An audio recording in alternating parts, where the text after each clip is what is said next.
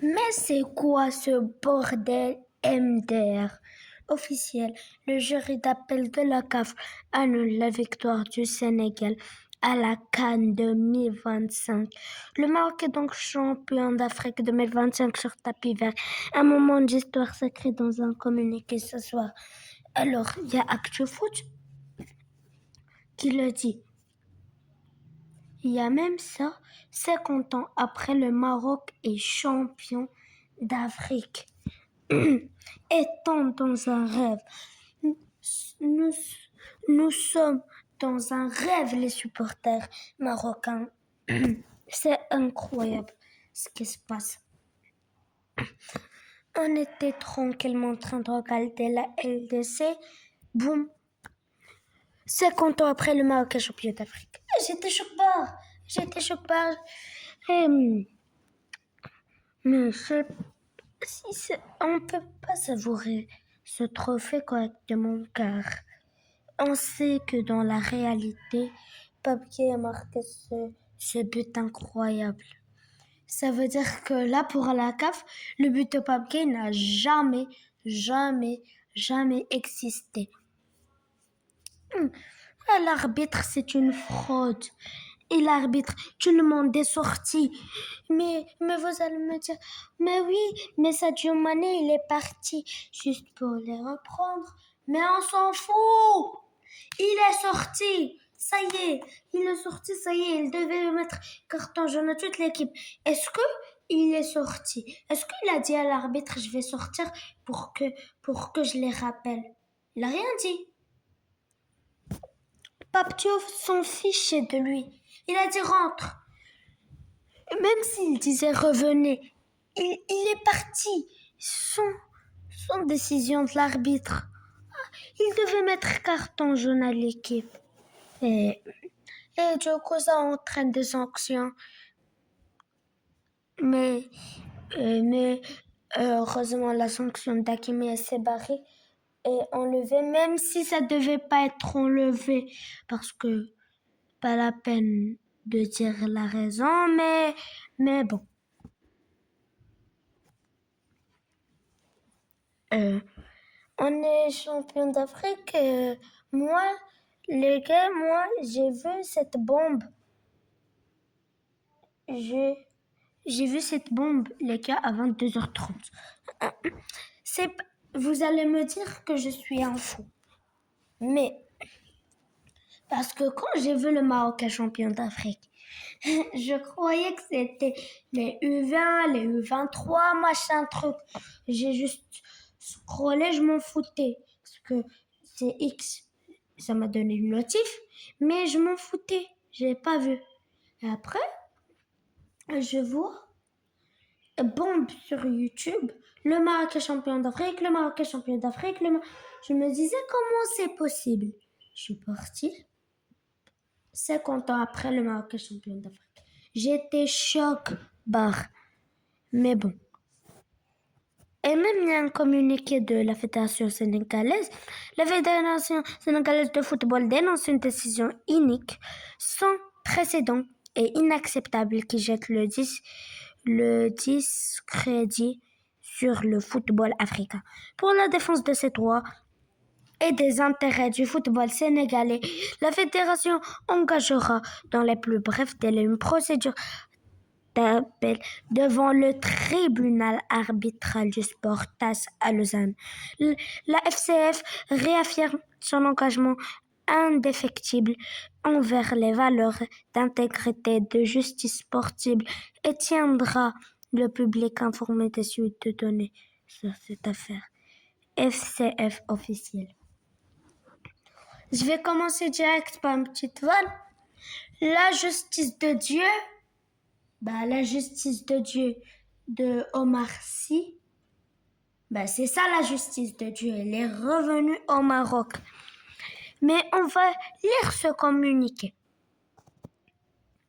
Alors, la Fédération sénégalaise de football a pris connaissance ce jour de la notification de la décision rendue le 10 mars 2026 par le jury d'appel de la Confédération africaine de football CAF dans le cadre de l'affaire DC2.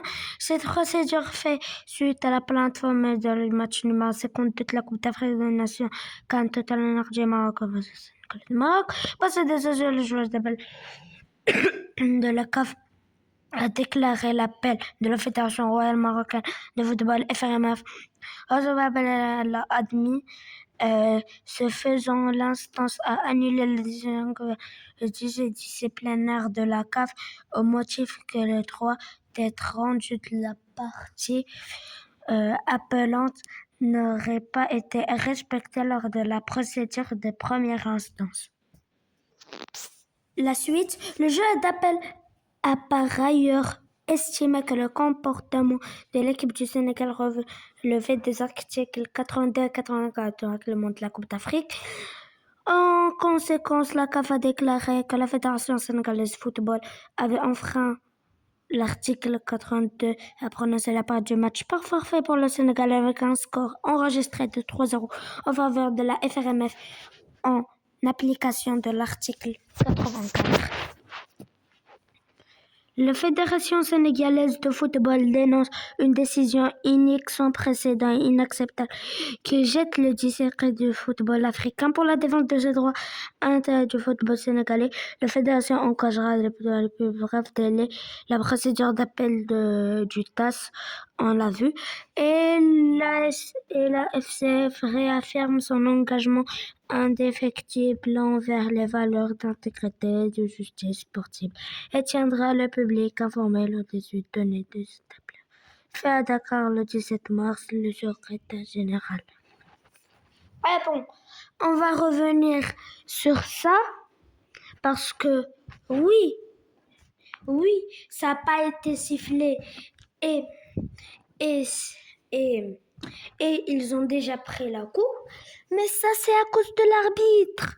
Et désolé parce que j'ai fait cette vidéo un peu tard parce que je voulais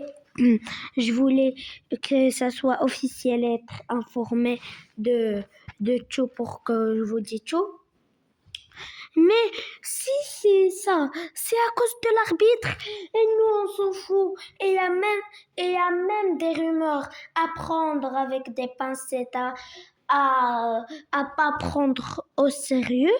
C'est que le Sénégal aurait caché leur trophée.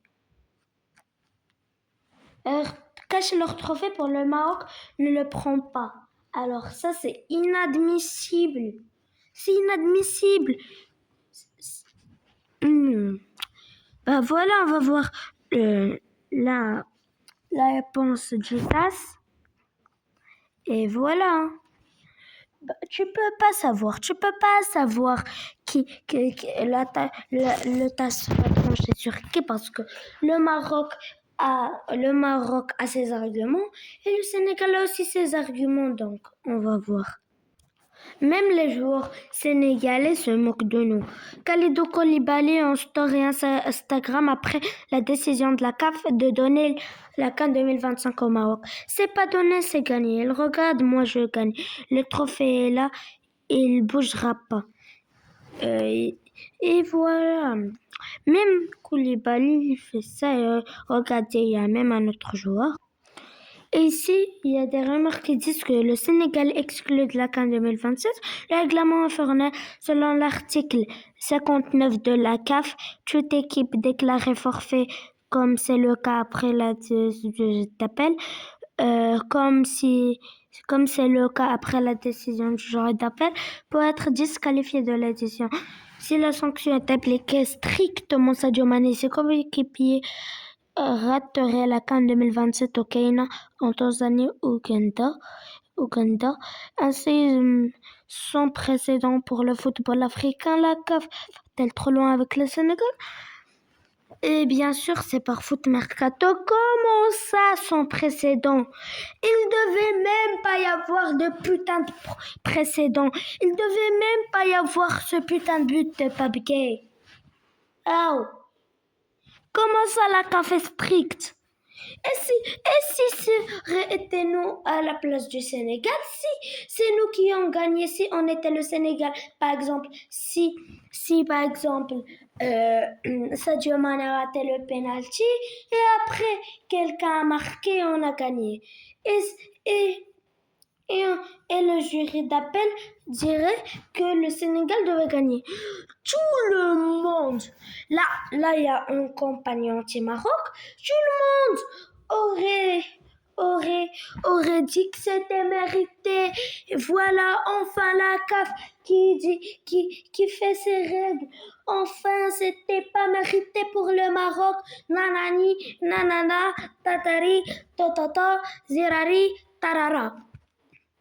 Et maintenant, puisque c'est en faveur du Sénégal, tout le monde désingue le Maroc. Il y a eu même une campagne anti-Maroc. Ah, c'est trop, hein, c'est trop. Vous aimez juste quand le Maroc... voilà quoi. J'ai même pas les mots. Et puisqu'on a gagné cette CAN, le Maroc intègre officiellement le top 5 FIFA. Jamais une sélection africaine n'avait atteint ce niveau. Alors, c'était sûr. Alors, le Sénégal était 16e dans le classement FIFA, si je m'en rappelle. Avec la CAN, ils sont redevenus 12e. Et c'est un exploit parce qu'on est devant le Brésil, devant le Portugal, des grandes équipes. Pas des équipes moyennes, mais on est dans le top 5. Jamais une sélection africaine n'avait atteint ce niveau, comme le dit Lyon Times. Et ça veut dire là, Miski pourrait craquer, il est parti pour rien. Il a déclaré qu'il allait partir. Je sais pas si c'est une semaine, mais bon, environ une semaine après, ou bien moins, le Maroc a été champion d'Afrique. Ah, c'est trop. Mais ça, c'était avant qu'on sache qu'est-ce qui allait se passer après, parce que ça, c'était 24 heures avant, parce que je voulais faire cette vidéo hier, mais voilà. C'est pour ça que ça, c'est ce Yugni que vous avez entendu, c'était 24 heures avant, et maintenant, on va voir la réalité, le Yugni du présent, qu'est-ce qu'il va vous dire. Mais d'un coup, tout se comprend. Non, mais d'un coup, tout se comprend. L'arbitre a déclaré dans le rapport complémentaire vouloir arrêter le match. Le président de la commission d'arbitrage lui a demandé de ne pas appliquer le règlement et de ne pas mettre de jeunes au Sénégal. C'est un scandale. C'est un scandale. Oui, on disait, ouais... Le Maroc a volé le Sénégal. Ce penalty qui devait pas être sifflé. Le but du Sénégal était hors jeu, était pas compté parce que il y a eu Seck qui poussait Hakimi. Et maintenant, c'est qui a volé c'est qui a volé à l'autre. Alors maintenant.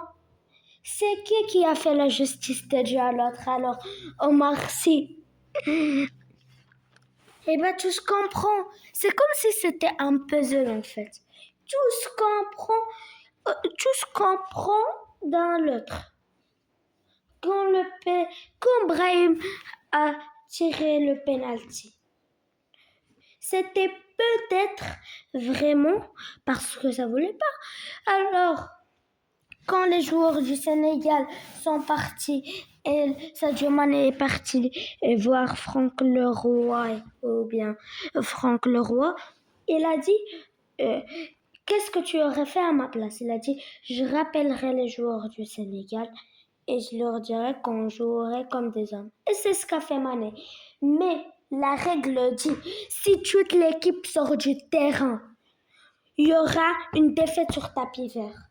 Alors, Alors, quand tout le monde est parti, même si Sadio Mané, il voulait juste rappeler les joueurs, il n'a pas pris la permission de l'arbitre. Et l'arbitre, il voulait arrêter le match.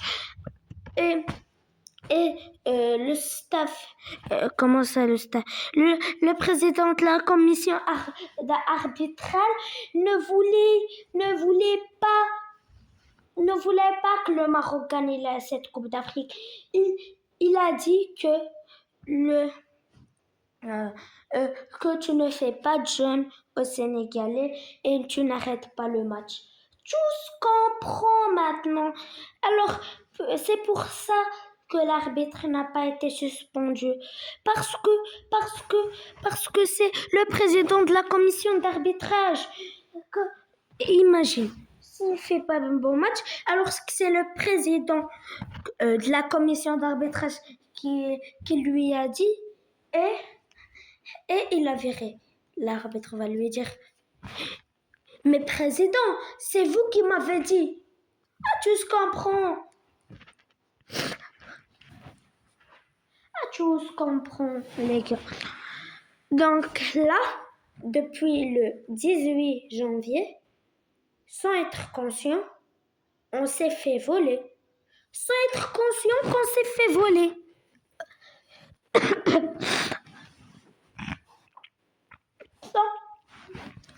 Sans être conscient.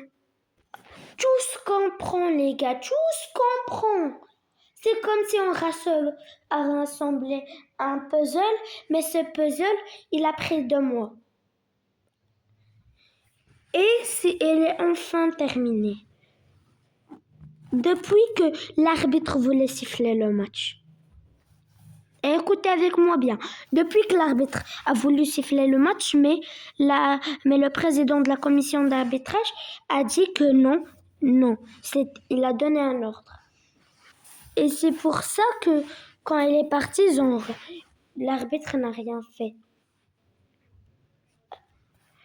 Et quand il y a eu le penalty de Brahim, peut-être que ça se relie parce que peut-être que c'était juste pour se pas faire de pression, parce que je vous le dis, on est un petit peu déçus que Brahim a raté son penalty, mais si il l'aurait pas raté, ça aurait été parti loin.